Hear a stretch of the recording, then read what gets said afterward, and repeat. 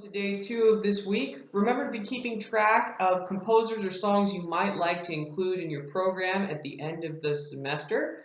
But let's get started with today. We're going to talk a little bit about other music besides opera in the 17th century. So here we go. More on Baroque. We're going to stay in Italy for a moment and we're going to talk about some of the other techniques and styles that emerged. First, you've got this style of music that emerges called the cantata. And you may have heard of this. We used to do a lot of religious cantatas here at MBA. But this at the time was a secular composition that had an accompanying instrument that could play chords. So that'd be like a harpsichord, an organ, a guitar, anything that could play chords. And it had a lot of contrasting sections. It had both recitative and aria. So remember, recitative is that idea where you've got chords in the accompaniment, and then the soloist sings something very free in rhythm. La la la la la la la la la la. You know, something bizarre like that. But they're very free with the rhythm and speech-like, whereas an aria is just a normal solo song. Now you've got emerging in popularity this use of something called a bass ostinato or a basso continuo. And that just literally means the bass part continues repeating a pattern over and over while the melody does its thing on top. This became popular in Italy and Spain, although it had been used for some time prior to this. You've also got now the Ciccona coming, which is a dance-like song with a continuous bass that came from Latin America back to Europe. So remember how all the Europeans were off exploring other parts of the world? Well, now they're bringing back ideas from those places, and this is something that came from Latin America to Spain and then made its way over to Italy. Used guitar for the chords. And we've got an example here. You remember Claudio Monteverdi the other day, and the guy that wrote the first commercially successful opera? So he wrote a piece that uses a Ciccone a Ciccona bass. He modified it a little bit, and it's this lovely duet that's so much fun. I'm going to ask you to listen to it in just a minute, but let me just demonstrate a little bit of it. The Ciccona bass originally sounded like this. Can you repeat it? Do that over and over again. Then he modified it and put the G, he started lower and went up instead of down, and so it sounds like this in the modified form for his duet. You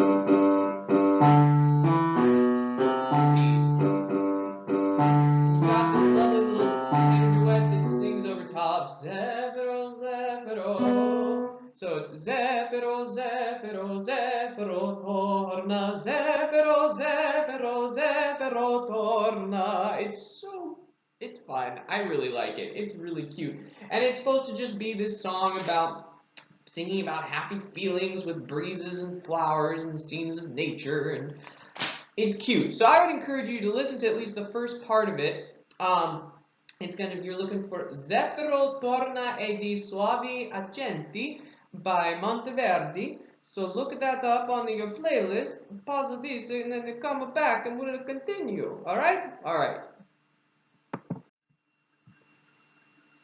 All right, let's talk a little bit more about another very famous genre that emerged during this period. And you probably are all very familiar with one specific, very famous version of this. But let's talk about it. Oratorio. This is a term I do want you to understand. You're not going to need to necessarily list all these things, but I need you to know the basic gist of what an oratorio is, which is this. It's like a religious opera, except it's not staged. So you sing opera-like songs, you sing recitative, you sing aria, you sing duets and choruses, but there's no acting, there's no staging. There might be a narrator. The choir or the chorus plays a much larger role, but it's always going to be religious in nature. And the famous one that you probably all know is Handel's Messiah, although these oratorios from this era predate him by almost 100 years. So the next example I want you to listen to is an oratorio by Giacomo Carsini. This was written in the mid-1600s, I believe 1648 if I remember right, and it's called Jephthah. And this is the story of Jephthah in the Bible from Judges 10:11. And in case you've forgotten that story, This is another period where Israel is not following God like they're supposed to. And so they're all being attacked by their enemies, and Jephthah is asked to come help lead them to victory, which he does. But he makes a promise to God that if they win, he will sacrifice the first thing that comes out of his door when he defeats their enemies. And they win, and he comes home, and what comes out? His daughter. So, I would say this qualifies as a dramatic enough story. I'd also say it's an important reminder to us to not be foolish in how we make promises. So, take a listen to at least a little bit of this oratorio by Giacomo Carissimi, and see again if you can find examples of recitative and aria. You're going to find a lot more recitative than you will aria in the solos, and then choruses, that can't be aria because that's multiple people singing. So, take a listen to that and see what you can find and enjoy. All right, this I believe is my last slide that we're going to talk about here. We're just going to talk briefly about some other types of Baroque music.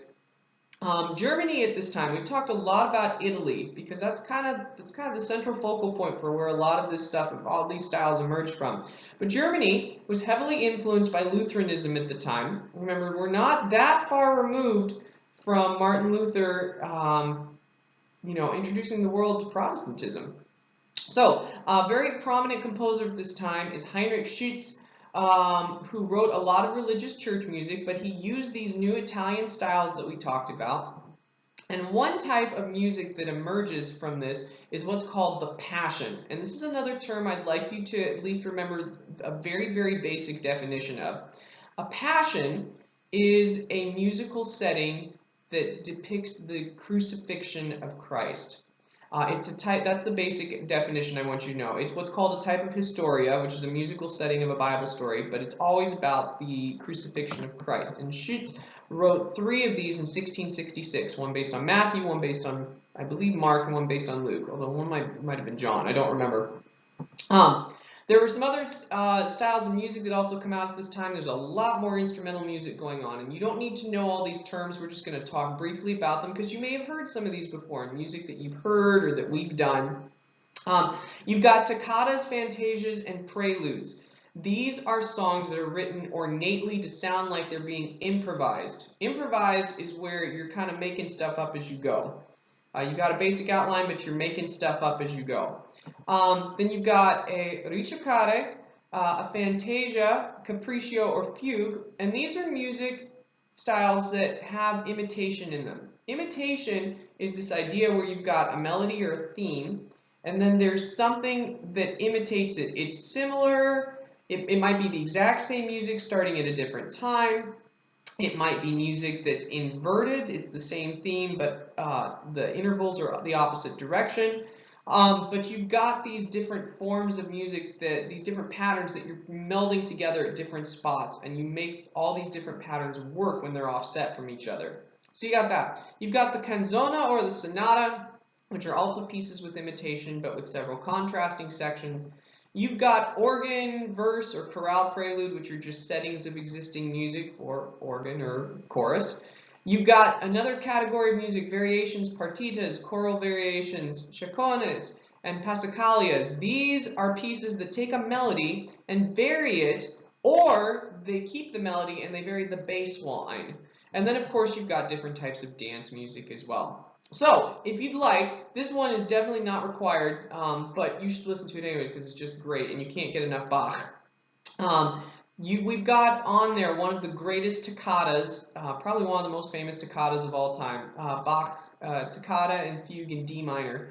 If you'd like to take a listen to that, you may. We're going to be talking about Bach later. He's technically later Baroque, he's not early Baroque, but it's a great example of toccata, which again is a piece that's supposed to sound like it's improvised, very technically advanced and ornate and showy. So take a listen to that if you'd like, and I'll see you again tomorrow. Thanks, everybody.